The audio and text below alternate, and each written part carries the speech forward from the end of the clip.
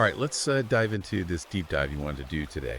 You're obviously interested in men's rights and specifically, how to navigate a world where it feels like, society might be stacked against you. Yeah. This book, you sent over really digs into that. And it looks like it's really speaking to a lot of men who feel like they're getting a raw deal. It definitely doesn't hold back. Yeah. One thing that really struck me was how the book frames the whole issue. Yeah. It argues that men today are facing an uphill battle, not just in terms of outright discrimination, but in those subtle shifts in how society and institutions operate.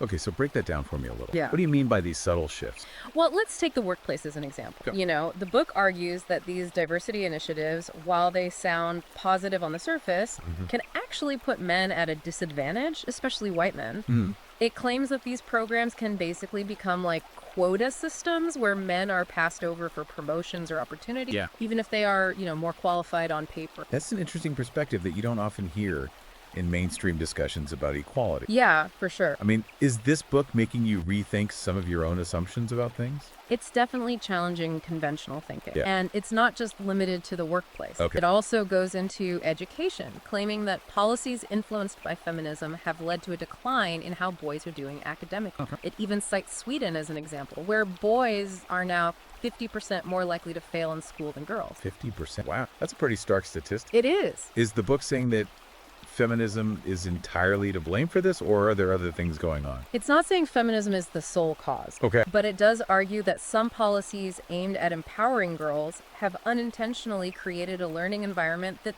doesn't work as well for boys. Yeah. For example, it claims that some teaching methods might be more suited to how girls learn, leaving boys feeling left out and falling behind. So it's not about taking away opportunities from girls, but recognizing that boys might need a different approach to thrive in education. Exactly. The book is pushing for a more, nuanced understanding of how gender differences play out in education and moving away from this one-size-fits-all approach. Okay, now things get really interesting when the book dives into the legal system, specifically family court. It paints a picture of family court as like this minefield for men. Right. The book is pretty critical of what it sees as a bias against men in family court, particularly when it comes to divorce and child custody. It argues that the system tends to favor mothers, even in cases where fathers are, actively involved in capable parents. That's a pretty serious. What kind of evidence does the book present to back that up? Well, it points to a number of things, including this thing called the tender years doctrine, which is this outdated legal principle that assumes young children are automatically better off with their mothers, regardless of the father's capability. It also criticizes no-fault divorce laws, arguing that they've made it easier for women to initiate divorce without consequences, leaving men feeling powerless and vulnerable. So basically, the book is saying that men are going into family court already at a disadvantage, both legally and emotional. That's the main argument. Okay. And it goes beyond custody battles, too. The book highlights the financial burden that divorce often puts on men, with alimony and child support payments that can be crushing, even if they're determined fairly.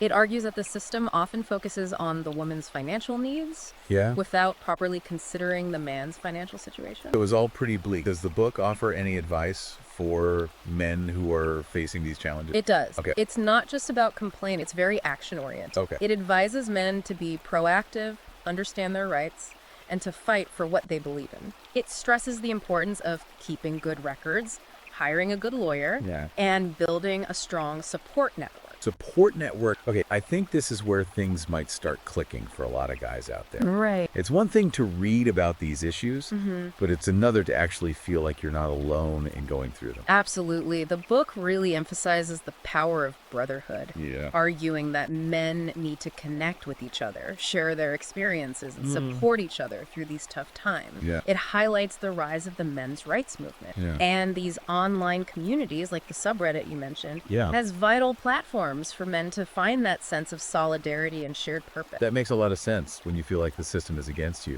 Finding a community that gets what you're going through can be incredibly empowering. It can. It's like having a band of brothers to stand with you in the trenches. Exactly. The book drives home the point that men are stronger together, that by sharing their stories and supporting each other, they can overcome these challenges and build a better future for themselves and future generations. Now, I'm curious about this idea of reclaiming masculinity that the book talks about. Okay. It sounds like it's pushing back against that whole toxic masculinity thing we hear so much about. You're right. The book completely rejects the concept of toxic masculinity. Okay. It argues that it's a feminist idea designed to make traditional male traits seem bad and to shame men for just being men. It argues that qualities like strength, assertiveness, even risk-taking aren't inherently negative, but are essential for men to succeed and contribute to society. So it's not about denying that some male behaviors can be harmful, right? No. It's about recognizing that there are also good aspects to traditional masculinity worth preserving. Exactly. The book argues that men need to reclaim these positive aspects, to embrace their masculinity without shame or apology, and to channel their energy in positive ways. It's interesting that the book even uses the term warrior mentality in a positive light. Yeah. That's a term that often gets thrown around negatively, but the book seems to be reframing it as a mindset of resilience and strategic thinking that men can use to overcome obstacles. Exactly. It's about embracing that warrior's strength and but channeling it towards goals like building a successful career, protecting their family, or contributing to their community. It almost sounds like the book is trying to revive a sense of honor and purpose among men, a sense that's maybe been lost in modern society. Yeah, that's a good way to put it. The book argues that men are searching for meaning and purpose, and they can find it by embracing those good parts of their masculinity and using their strengths to make a positive impact. I know we've barely scratched the surface of this book, but I can already see why it's hitting home with men who are feeling disillusioned or marginalized. It's like it's giving them a way to express their frustration and a framework for understanding their experience. And it's not just about understanding. The book is a call to action. It's urging men to not just sit back and complain, but to take charge of their lives, build a better future for themselves and their family. All right, so we've talked about a lot here. Challenges in the workplace, the family court system, the power of brotherhood, claiming masculinity. It feels like we're just getting started, though. There's so much more to uncover here. There is, definitely. Okay, well, buckle up, everyone. Yeah. We're going in deep. We are. Let's get back to that idea of the gynocracy you brought up. Yeah, okay. It's a term you hear a lot in men's rights discussions. And this book really dives deep into it. I think it's something that a lot of men in our audience are wrestling with. This idea that society has shifted to favor women, often at the expense of men. The book argues that you can see this shift towards a gynocracy in all sorts of places in society. Like it talks about hiring practices where women might be given preferential treatment, even if a man is equally or even more qualified. Yeah, I can see how that would be frustrating, especially when you're competing for jobs. But isn't that just trying to balance things out after, you know, centuries of men dominating the workforce? The book acknowledges that there's historical inequality for sure, but it says the pendulum has swung too far in the other direction. It claims men are now facing a new kind of discrimination, one that's often disguised as progress. So it's not about denying that women have faced discrimination, right? It's about recognizing that the solutions may have created new problems for men. That's the point. The book wants a more balanced approach, one that acknowledges the needs and challenges of both genders. It even talks about benevolent sexism. Benevolent sexism, where actions that seem positive towards women actually reinforce traditional gender roles and undermine true equality. Give me an example of what the book considers benevolent sexism. Well, think about things like expecting men to always pay for dates. Or to give up their seats for women on the bus or train. These gestures might seem polite on the surface, but the book argues they keep this idea going that women are weaker or more dependent on men. That's interesting. I never thought of it that way. Yeah. It's like these chivalrous acts, even if they're well-intentioned, could actually be part of the problem. That's the argument. The book says true equality means treating men and women as equals in everything, not just jobs or legal matters. Let's move on to another controversial topic the book brings up. The marriage strike. I know a lot of men in our audience are choosing not to get married, and this book seems to be validating their concern. The book presents the marriage strike as a logical response to the risks and disadvantages of marriage for men. It argues that men are hesitant to get married because they see it as a potential trap that could lead to financial ruin, emotional distress, and even losing their kids in a divorce. So it's not that men don't want love or family, right? They're just afraid of what could happen if things go sour. Exactly. That's a really important point. The book highlights how divorce laws often favor women, leaving men with alimony and child support payments. That can be financially devastating. It also argues that family courts are often biased against fathers when it comes to custody decisions. I know that's a huge worry for a lot of men listening. They see these stories of men losing their homes, savings, even relationships with their kids after divorce. And it makes them really hesitant to get married. The book doesn't shy away from these realities. It tells men to be aware of the risks, to protect themselves legally and financially, and even consider other relationship models that might be more fair. Okay, so we've talked about the challenges for men in the workplace, the legal system, even in relationships.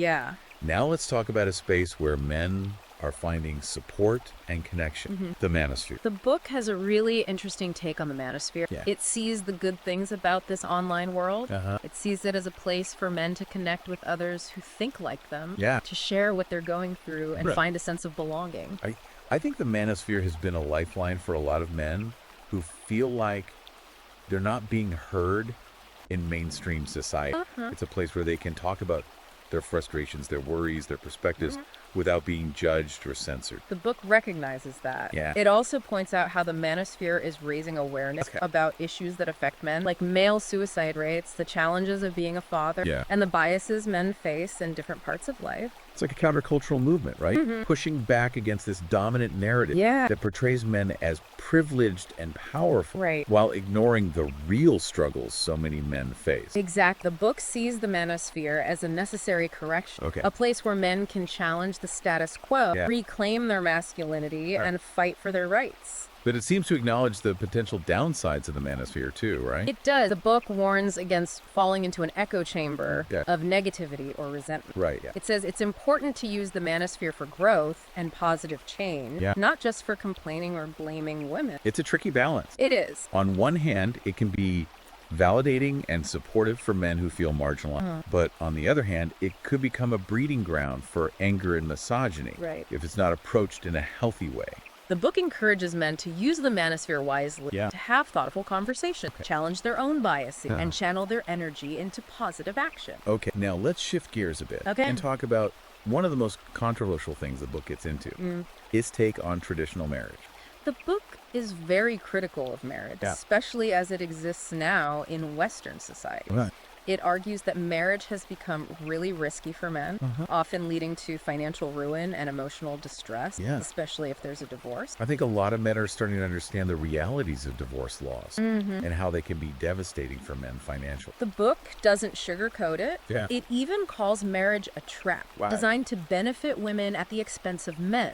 It talks about the high divorce rates, the burden of alimony and child support, and the risk of men losing custody of their children in a system it claims is often biased against them. I know this is a sensitive topic. It is. But it's a conversation we need to have. Men are increasingly wary of getting married because they see the potential downsides.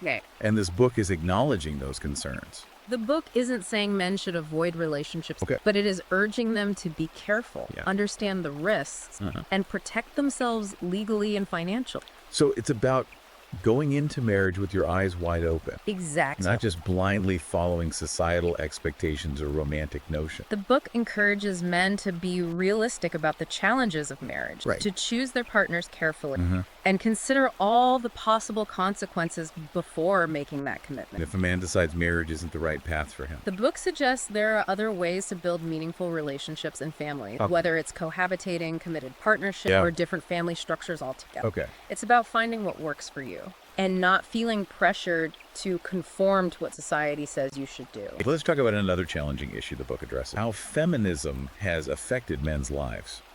The book argues that while feminism has definitely made progress for women, it's also had unintended consequences for men. This is where things can get heated. Because some people see any criticism of feminism as an attack on women's rights. The book is very clear. It's not denying the importance of gender equality or dismissing the struggles women have faced, but it's pushing for a more nuanced understanding of how certain feminist policies or ideas might have had a negative impact on men. So it's not about being anti-feminist. It's about having an honest honest conversation about how the pursuit of gender equality might have unintentionally created new problems for men. That's exactly it. Okay. The book explores those challenges in detail, from the workplace to family courts to the cultural stories that shape our understanding of what it means to be a man. Give me a specific example of how the book says feminism has negatively impacted men. Well, one example is how toxic masculinity has become this catch-all term to condemn any behavior that doesn't fit a very narrow definition of what's acceptable for men. Right. The book argues that this idea has created a climate of fear and shame for men, making them afraid to express their emotions, their assertiveness, even their natural instincts. So it's not about condoning bad behavior, right? It's about recognizing that not all expressions of masculinity are toxic or harmful. Exactly. The book argues that there are good things about traditional masculinity that are worth saving, like strength, courage, being protective, and having a sense of honor. It encourages men to reclaim these qualities, to embrace their masculinity without shame and channel their energy towards positive things. It sounds like the book is trying to find a balance. It is. Recognizing both the progress feminism has made and the potential downsides for men. Exactly. It's not about taking sides or demonizing either feminism or men's rights. Right. It's about having an open and honest conversation about the complex realities of how men and women interact in the 21st century. And it's about finding solutions that work for everybody, right? That promote true equality and create a society where both men and women can thrive. This section of the book really resonated with me. It talks about men's mental health. Something that's often ignored or stigmatized. It's true. Men are often told to just man up and bottle up their feelings, which can have really bad consequences. The book argues that men are facing a mental health crisis, driven by pressure from society, unrealistic expectations, and a lack of support. It highlights those alarming rates of male suicide, depression, substance abuse, and it challenges that traditional stoic ideal of masculinity that keeps men from asking for help. It's a powerful message. It's telling men that it's okay to not be okay. That seeking help is a sign of strength, not weakness. The book encourages men to be more open about their feelings, to build strong support network, and to get professional help when they need it. It also emphasizes finding healthy ways to deal with their emotions, whether that's through exercise, creative stuff, or just spending time in nature. It's about taking care of your mental and emotional well-being, just like you would your physical health. Exactly. The book stresses that men don't have to suffer in silence. There are resources out there, people who care.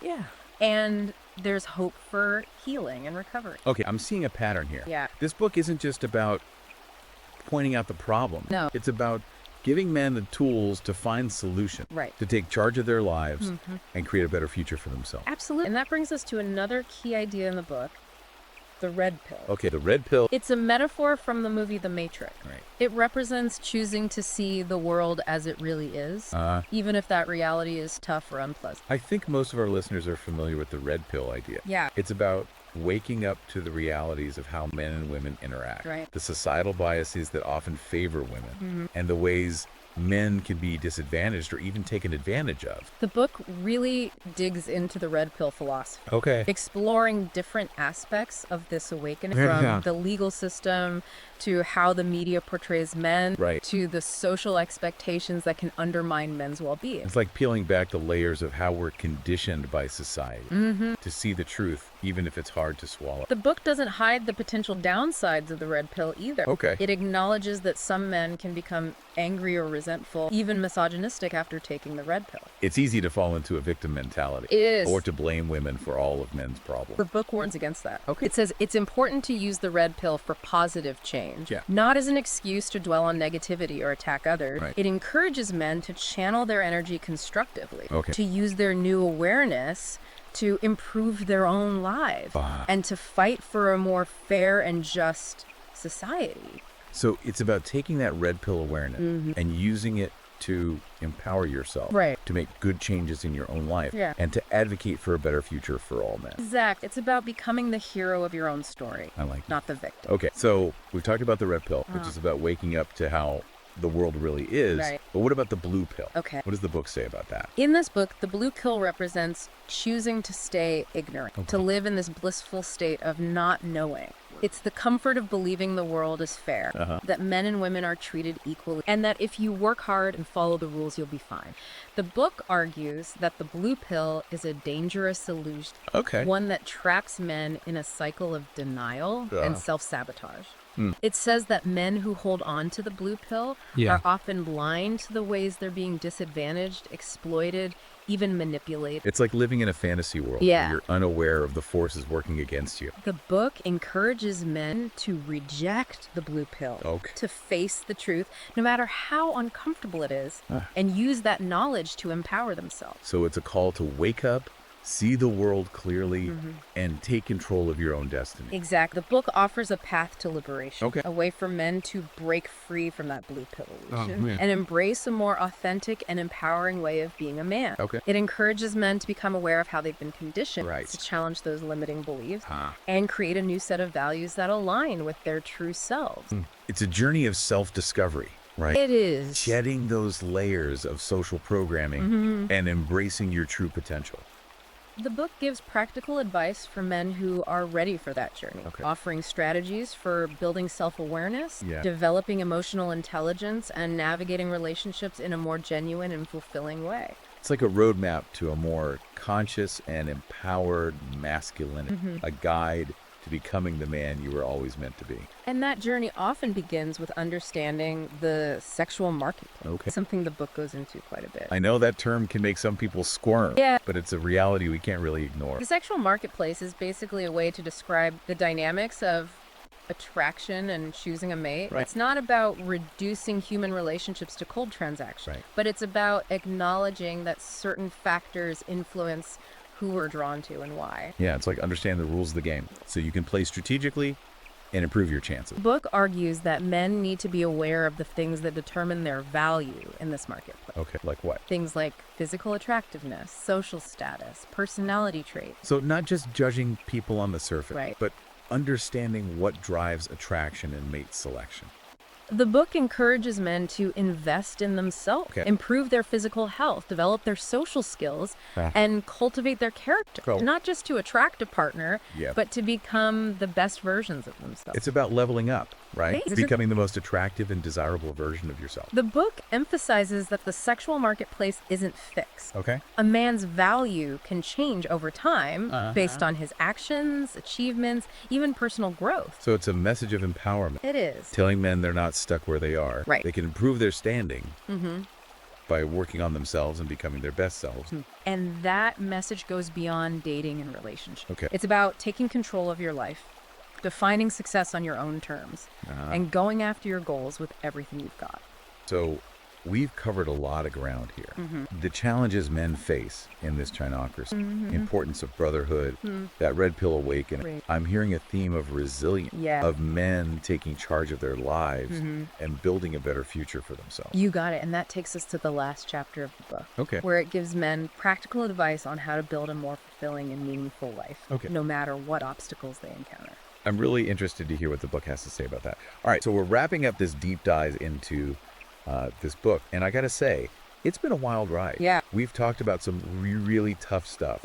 But I think the biggest takeaway is this idea of men taking charge and creating a better future for themselves. This book isn't about whining, It's about giving men the tools to find solutions and build a life that's, fulfilling and has real meaning. So let's get into that. What does the book suggest men can actually do to create that better future? One of the core messages is that men have to define success on their own terms, find their own path, and really go after what they're passionate about. It's easy to get caught up in what society expects, right? Absolutely. To feel like you got to follow a certain script to be considered successful. The book pushes back on that. It says, break free from the mold, question those expectations, and figure out what actually matters to you. It even suggests that men consider different career paths, maybe alternative lifestyles. That's what will truly make them happy. So it's about finding your definition of success. Exactly. Not letting society dictate it. It's about making a life that lines up with your values, your passions, your own goals. And the book also talks a lot about finding purpose and meaning. Absolutely. What's it say about that? Well, it suggests men can find that purpose in all different parts of their lives, whether it's their job, relationships, hobbies, or what they give back to their community. Okay. It's about figuring out what gives your life meaning, what makes you feel like you're making a real difference. Right, like you're contributing something. The book encourages men to really get in touch with their values, find what matters to them, and then,